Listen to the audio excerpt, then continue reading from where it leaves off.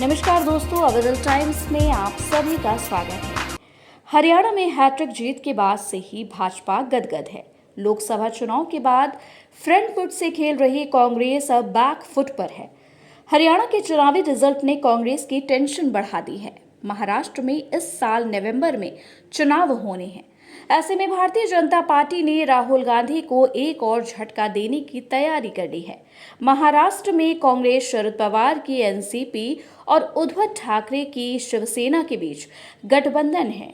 लोकसभा चुनाव के नतीजों के बाद महाविकास अघाड़ी गठबंधन का जोश हाई था, मगर हरियाणा के नतीजों ने उसके जोश को थोड़ा ठंडा कर दिया है। सबसे अधिक टेंशन में तो कांग्रेस ही है। अब चुनाव से ठीक पहले एनडीए ने ऐसा दावा चला है जिसका जवाब ढूंढना राहुल गांधी, शरद पवार और उद्धव ठाकरे के लिए मुश्किल हो गया है।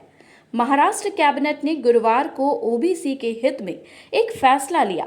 फैसला यह था कि महाराष्ट्र सरकार केंद्र से ओबीसी में गैर क्रीमी लेयर के लिए आय सीमा मौजूदा 8 लाख रुपए से बढ़ाकर 15 लाख रुपए सालाना करने का अनुरोध करेगी। इसका मतलब है कि महाराष्ट्र सरकार ने केंद्र से मांग की है कि ओबीसी में क्रीमी लेयर तय करने की जो मौजूदा सीमा 8 लाख है, उसे 15 लाख कर दिया जाए। यह फैसला महाराष्ट्र में अगले महीने प्रस्तावित विधानसभा चुनाव से पहले आया है। यह बताना जरूरी है कि ओबीसी यानी अन्य पिछड़ा वर्ग श्रेणी में आरक्षण का लाभ हासिल करने के लिए गैर क्रीमी लेयर प्रमाण पत्र की जरूरत होती है। यह प्रमाण पत्र प्रमाणित करता है कि उक्त व्यक्ति की पारिवारिक आय निर्धारित सीमा से कम है। महाराष्ट्र में भाजपा एनसीपी शिवसेना सरकार ने ओबीसी के साथ साथ एससी यानी अनुसूचित जाति के वोटरों को भी लुभाने वाला दावा चला है। एकनाथ शिंदे के नेतृत्व वाली महायुति सरकार ने राज्य अनुसूचित आयोग को संवैधानिक दर्जा देने वाले अध्यादेश पर मुहर लगा दी है। इसे अगले विधानसभा के पेश में किया जाएगा। महाराष्ट्र सरकार के इन दो फैसलों को चुनाव से पहले बड़ा कदम बताया जा रहा है। सियासी पंडित इसे महाराष्ट्र में ओबीसी और एससी वोटर्स को लुभाने की कोशिश के तौर पर देख रहे हैं। राहुल गांधी भी ओबीसी और एससी वोटर्स को लुभाने की कोशिश में है। यही वजह है कि वह बार बार जाति जनगणना की बात करते रहे हैं।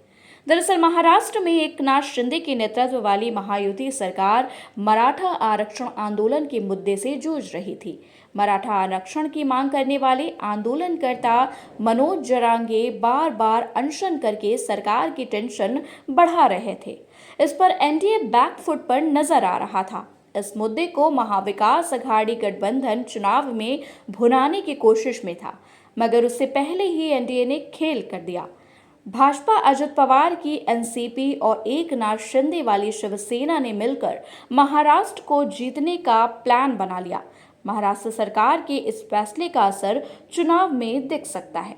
इस कदम से महाराष्ट्र में शिंदे सरकार ने ओबीसी को साधने की कोशिश की है। महायुति के इस प्लान पर राहुल गांधी के प्लान पर पानी फिर सकता है। धन्यवाद।